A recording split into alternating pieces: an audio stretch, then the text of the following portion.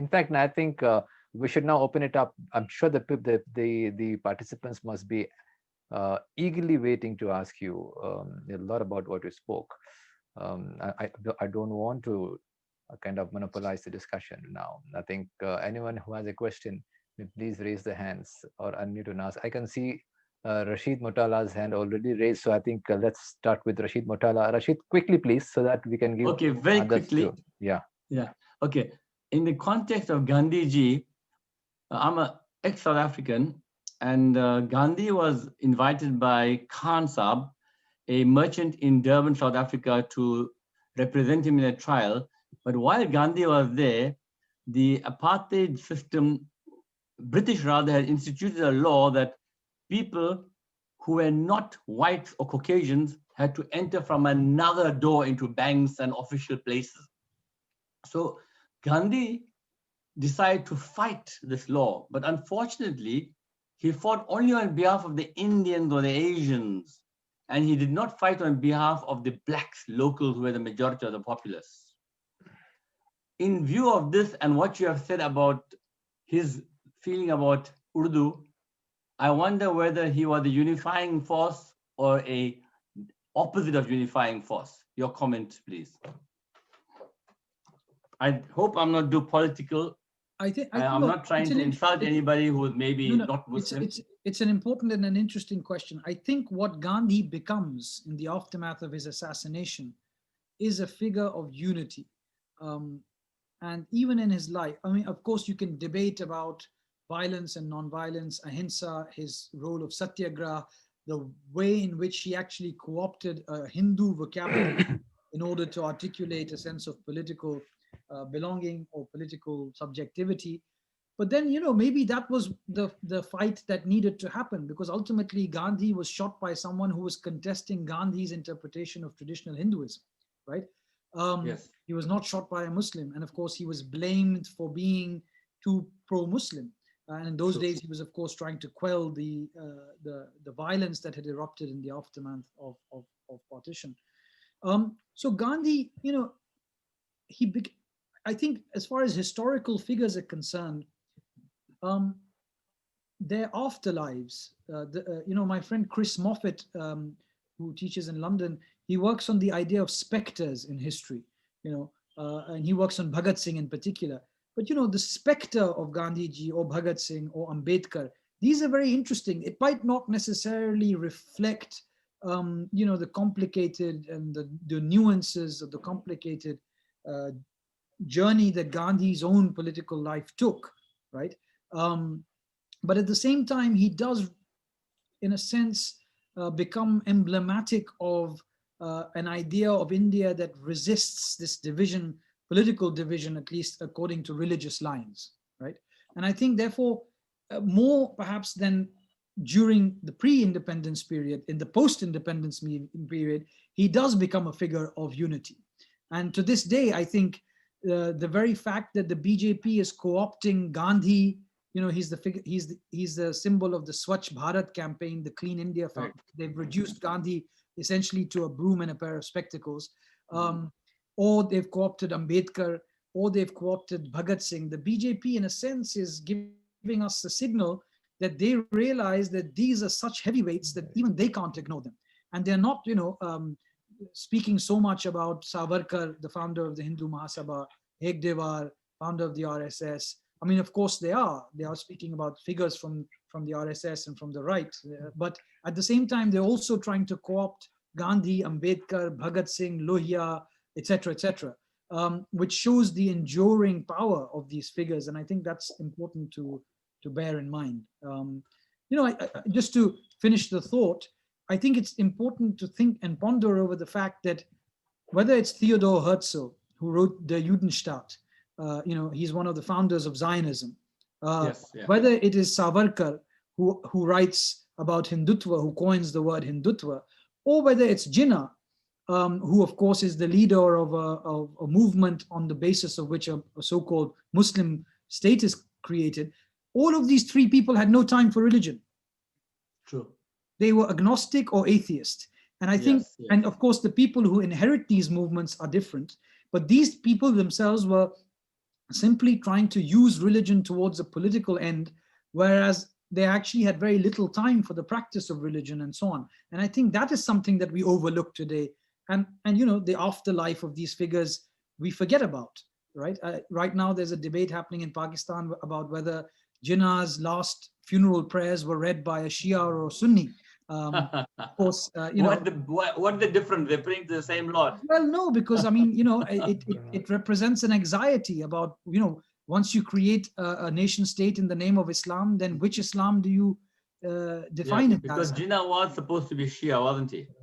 Well, yes, but I think, you know, it represents this broader anxiety about you know, you build in the name of Islam, you create a country, then you contest, you know, no one can decide which Islam or how to define it. Sorry, I think there are other questions. So Yeah. Just one last comment. No, Sorry. Rashid, let's give it a comment chance. on, he said whether it's Major or Captain Yeah, Headley. Major okay. Headley, sorry. Major, yes. Just thought I'd make that clear. Major Okay. Headley, not Captain. Oh, thanks a That lot. was not, that was my comment. Thank you. Sorry, I didn't mean to No, stop my you. apologies. Because the idea was to give a I chance know. to all the Sorry participants. about it. Yeah, they will be eagerly waiting. Maybe Thank you. they can unmute and ask. Anyone? Sometimes I don't see the hands raised because of some there's no technical videos issue. on. So they can unmute and ask, please. You don't think I'm ignoring you, because sometimes I don't see the hands. So anyone who wants to ask a question, please unmute and ask.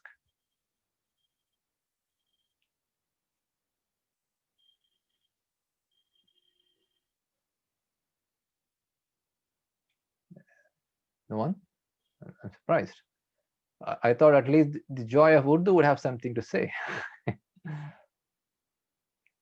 For the sake of joy. Well, we have I was just writing the comment. I thought I'd write a comment because I don't exactly have a question.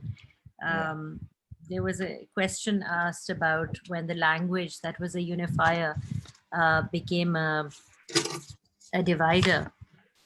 Coincidentally, we just finished our online weekly session at Joy of Urdu, where we read Altaf Fatma's short story, very moving short story, Kahin Ye Purvai To Nahi Hai, in which the writer remembers a Ganga Jamni Tehzeeb, where she remembers that the Muslim girls one day were handed these textbooks, these alphabet books, and she got in the 5th grade, and she got very insulted because she thought, well, I learned that in the 1st grade, and this lady is telling me to learn it, to go home and learn it. And it was basically to give the Muslim girls the Devanagari Qaida, the alphabet book. And so she just alludes to, it's a very subtle and poignant story, and she alludes to how eventually she says, well, you know, she was going to now go to another school where this entire issue would no longer be a problem. And so one assumes that she went to a Muslim quote unquote school, where it then became, you know, they continue to read the Nastaliq as opposed to the Devanagari script. And there's a wonderful line, if you don't mind, do we have a minute? Please go ahead. Because I just underlined it as you were speaking. It says, this is from the translation, because I don't know how many people speak Urdu. So I have the Urdu in front of me as well, but I'll read Muhammad Umar Mehman's translation. And she says, it didn't make sense that you read in this strange looking Hindi script exactly what you read in the Urdu script. Surely it was a thought to confound the reader. And I perhaps there is a question besides the comment that what a brilliant lecture. The question for Ali Saab is that was this an allusion to how Hindi was introduced, the Devanagari script was introduced into schools, and how the quote unquote the Muslim girls in this, you know, eventually had to just leave that school because nobody could teach them Devanagari, and then they joined. So it literally became two separate educational systems. And the same question about when did the unifying force become the divider?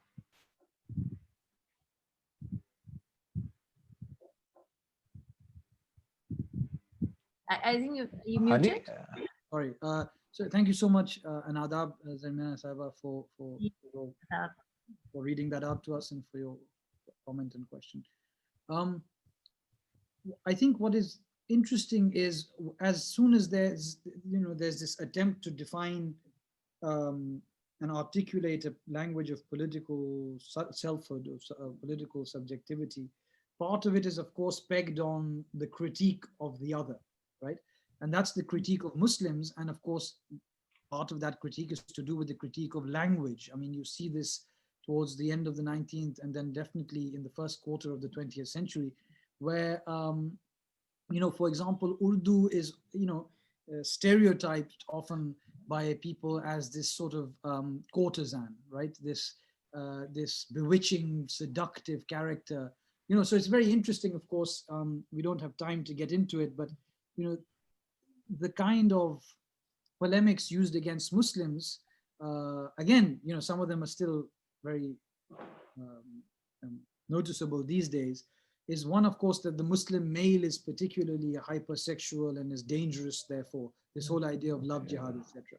On the other hand is the image of Urdu as this very seductive language, which entraps, which ensnares, this kind of almost sort of temptress, Urdu as temptress.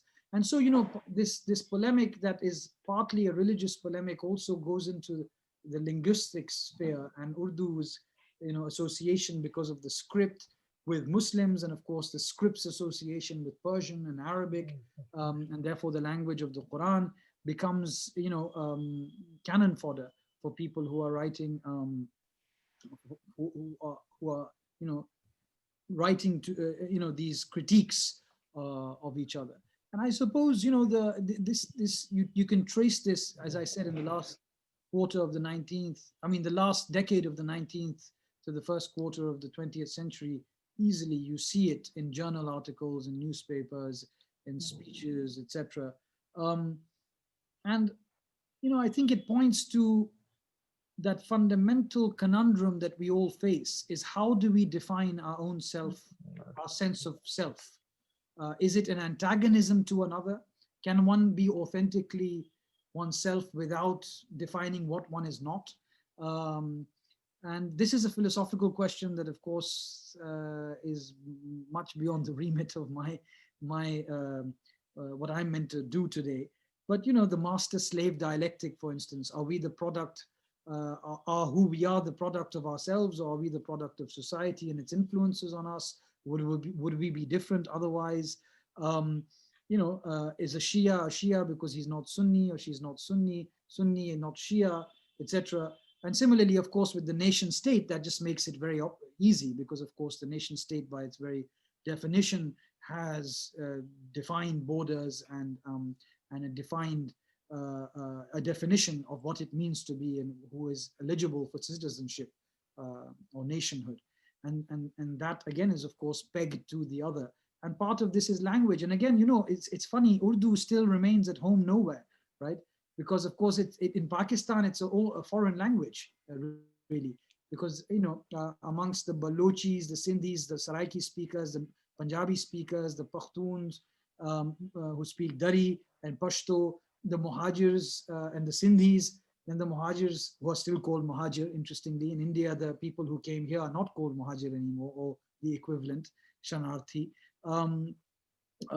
Urdu is, but nonetheless, Urdu becomes the national language. And of course, it's the cause of the break of East and West Pakistan, one of the causes of the break. And in India, also, Urdu resists, to this day, this classification simply as a Muslim language. And one of the things that is very popular nowadays is Rekhta, which is something, a service that someone called Sanjeev Saraf has done for Urdu in the age of the internet, somewhat similar to what the service that Munshi Nawal Kishore did with the print technology more than 100 years ago. Sanjeev Saraf has done it using digitization and the internet. He has an app in 3 languages and so on and so forth.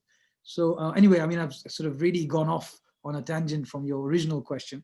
But Urdu, in a sense, because it's tagged to religious identity, it assumes this role as being emblematic of the seductive power, which will violate, somehow Hindi's purity. Yeah. Perhaps, Kamini, would you like to say something?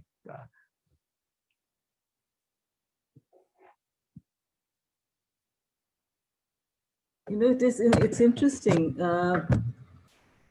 We think of Urdu as a language of either the Qawm or of religious of religion, but it's interesting in the early 20th century, it was really a language of a region, and I mean in UP, my grandfather, a great grand uncle, a devout Jain, who was a zamindar in Saharanpur. He had a temple in his house, in his haveli, but his lingua franca was Urdu. And my father, who grew up in the Punjab in Kapurthala, was taught Urdu, was taught to write Urdu in school, and in fact would get a beating when he didn't get the sort of writing, writing fluently.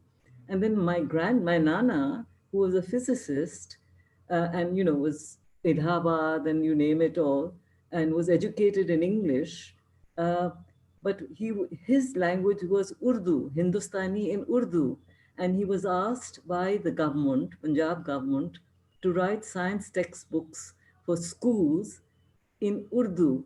And to this day, Kudrat Ka Khel was used in the pre-partition Punjab and UP as a school science textbook. So I think it's really the burden of partition which has gone and sort of really cleaved this whole tradition of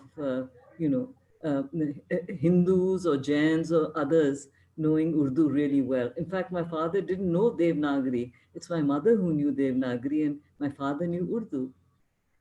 Very, very interesting. In fact, I have a lot of Punjabi friends whose grandparents actually knew Persian, yes. And Urdu, of course, they knew, but that was incidental. They actually knew Persian. Yeah, my father knew Persian, for example, and and he was a professor of literature, English literature in Lahore. Right. Right. So, thank you. That's an amazing input, Kamini, and wonderful.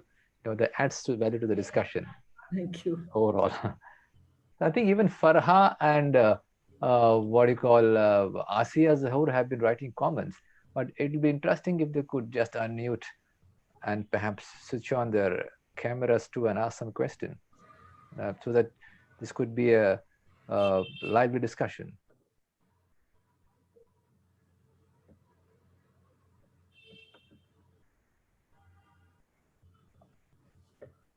It's true. Hindustani was written in Urdu. Yeah.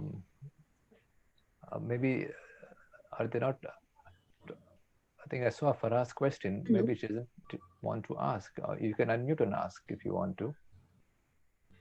Hello. Yes, please go ahead. Thank you.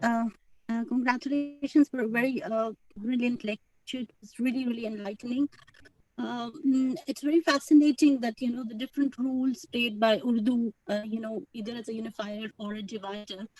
In the context of Kashmir and the effect of Urdu on Kashmiri language, that they're having various phases. And initially, it was to bring these heterogeneous linguistically as well as geographically linguistic places together after the infamous Treaty of Amritsar, in which Kashmir was sold. So it was imposed by the British initially to keep the locals away from the administration, because during that time Urdu had already established itself in Punjab. So the administration was mainly from Punjab. And then in 1953, when Sheikh Abdullah was exiled, at that time also Kashmiri was taken out of the syllabus, and Urdu was instead used as a language of curriculum. And recently, Smriti Irani had, suggested the use of the Devanagari instead of the Nastaliq script for writing Kashmiri, which is also written in Arabic script for that matter. So there is a lot of, politics going around that. So I would be interested to know if you could elaborate the one in which you talked about justifying of that Devanagari script as being more scientific. Is it like it's more phonetically more closer? What is the justification given? If you could elaborate a little bit on that, because a similar kind of argument was made very recently. That's why I'm asking this question. No, I mean, Gandhiji used the word scientific. I would not use the word scientific for any language.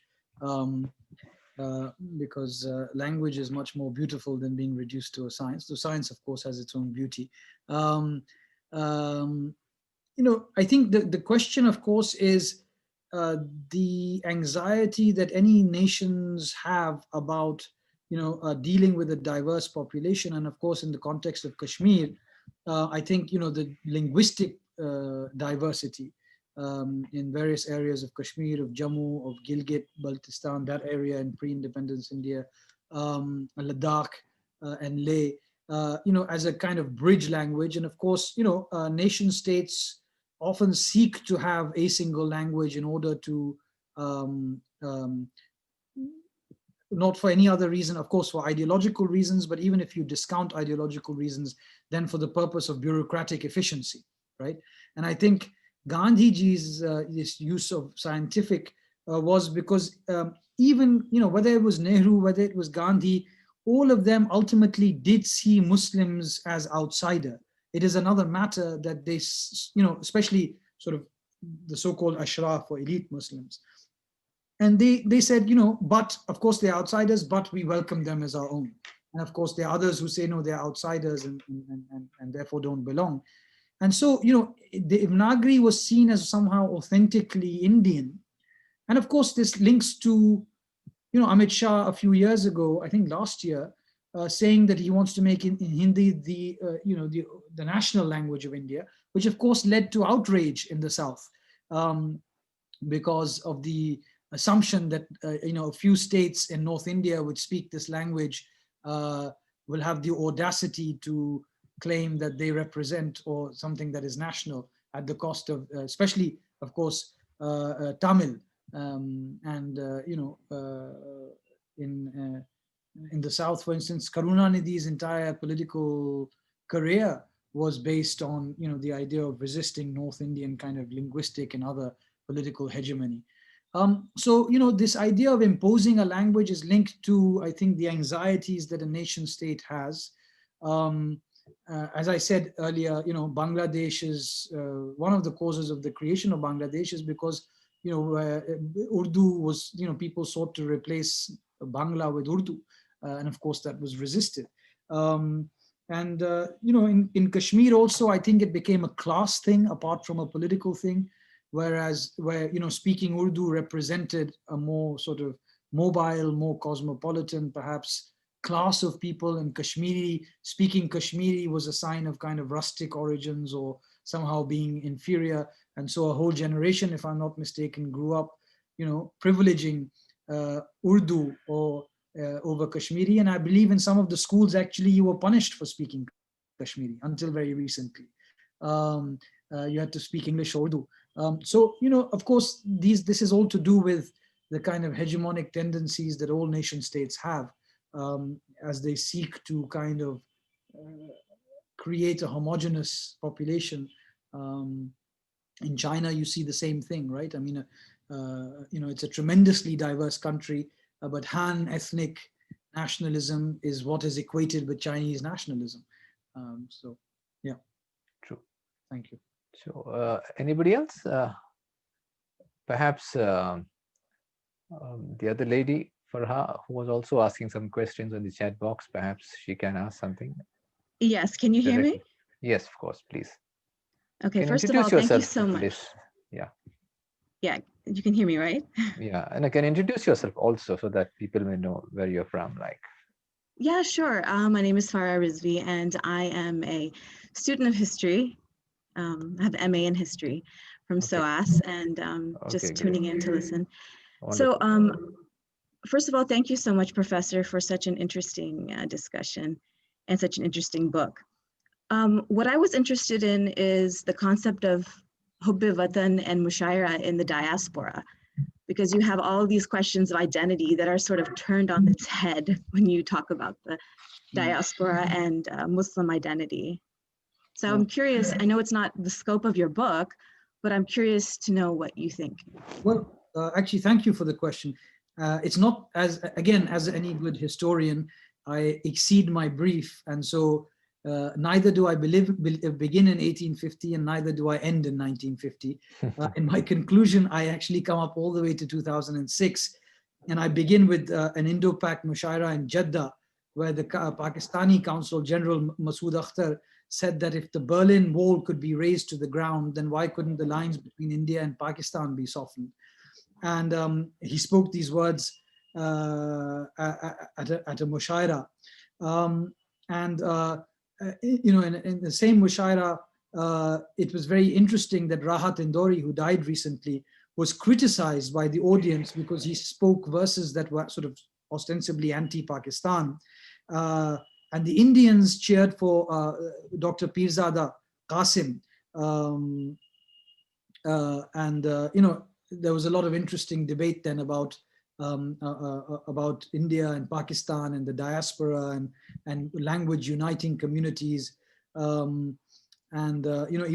think the Pakistani Consul General in, Masood Akhtar's words caused Siraj Wahab to write an article, I think in Arab News, saying that, it was Saudi Arabia that was neutral ground for India and Indians and Pakistanis. And of course, these mushairas, if I'm not mistaken, are happening in Dallas, they're happening in Manchester. They provide a space which is sadly because of borders and visas and regulations, an interaction that cannot happen in Karachi or Delhi that easily anymore, though it used to, now happens elsewhere. And I think, of course, diaspora communities tend to romanticize the place where they left. They tend to fix it, some definition of it, and of course various other aspects which I'm sure you know more than me about. But language, of course, seems to be a uniter.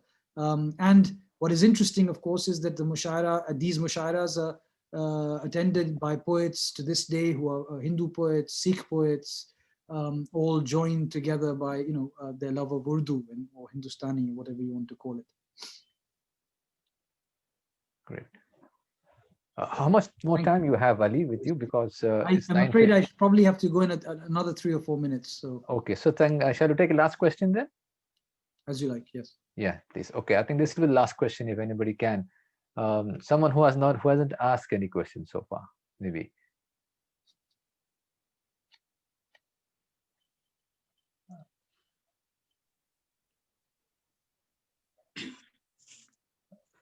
I mean, the other point to make here is, for example, the Zafarnama, which is a very crucial text for the Sikhs, is written in Persian, right? But to what extent is Persian not a Sikh language? So in that sense, these are very lazy definitions of language and very lazy definitions of, trying to, for example, in India today, Persian is declining amongst Sunni madrasas because modern Iran is seen as a Shia state, right? So whereas, of course, a wealth of theological, jurisprudential, religious literature of the Ahl Sunnah exists in Persian in South Asia. So these are, unfortunately, we're all victim to these sort of the kind of very binary politics that seem to define our times. Anyway, that was just a parting thought I thought I would. Yeah, true. So if nobody has any question, then perhaps I will ask one last question to Ali, if he has the time. Yes, sure. Yeah, because talking about Qaum and the idea of the nation itself, Venkat Dholipala, quotes from Ambedkar's book, Pakistan or the Partition of India, which was previously called the Thoughts on Pakistan. There he kind of says that India would be better off with the partition, because Muslims and Hindus do constitute two separate nations. So it's surprising that even Ambedkar had this idea of a two-nation theory. So as a historian, how would you But I mean, I think it was understand that? Post facto, the fact that, a state has now been created in the name of Muslims for Muslims. So that question partly has been resolved. So now we go about setting up or imagining India, of course. And he says, of course, that we need a social revolution more than anything to abolish caste and caste distinctions and so on and so forth. So, and Dhulipalia's book, I'm afraid to say, is an important book, but a very sort of intellectually teleological book. Because he sort of partly is cherry picking the archives and partly is already decided the kind of argument that he wants to make. It's not so different from the kind of histories of Pakistan that Pakistani textbooks give, right? Which make Pakistan out to be an inevitability since the time of Muhammad ibn Qasim. It kind of suffers a confirmation bias, as you might call it, right? Yes, exactly. Dhulipala's book, he's succumbed. He has succumbed to the confirmation bias in a sense. I too was pretty critical of the book, but then he was just quoting Ambedkar from the Thoughts of Pakistan or Thoughts on Pakistan. One interesting aspect is that Ambedkar actually considered conversion to Islam until Gandhi told him that there were caste existed in South Asia. Also. Then he decided this is not a good one. So they won't have made him an Ashraf. But certainly not an Arzal. Anyway, so it's been a fascinating 2 hours, Ali. I mean, I must really thank you for your time. I know you had another dinner or something to attend. You had told me on the phone, but yet you gave us so much of time. And as the comments on the chat box show, everyone here totally enjoyed the discussion. Absolutely enlightening. As I called it, it was a tour de force on the episteme of Mushaira. I must say that. Undeniably so. So I think till we meet again, perhaps in a couple of months or maybe more, because we need to discuss this further. Yes. I'm sure the people have not had enough of this discussion. I'm certain about it. So inshallah, till we meet again, I must thank you, Ali, for being here and spending so much of time with you and sharing your insights. And I must recommend this book to all of you here. It's a wonderful book. I've read it, of course, in PDF form, which Ali sent me. And I think this will make a better read if you buy the book and read, because nothing like reading the book itself. It's difficult. It's not easy on the eye to read on the phone or the computer. So I would recommend the participants here, and also tell your friends. It's a wonderful book worth possessing. Thank you so much. So, thank you. So not at all. So once again, thank you everybody. Thank you, Ali, for being here. And this program is being recorded, and we will put it up on our YouTube channel soon enough, inshallah.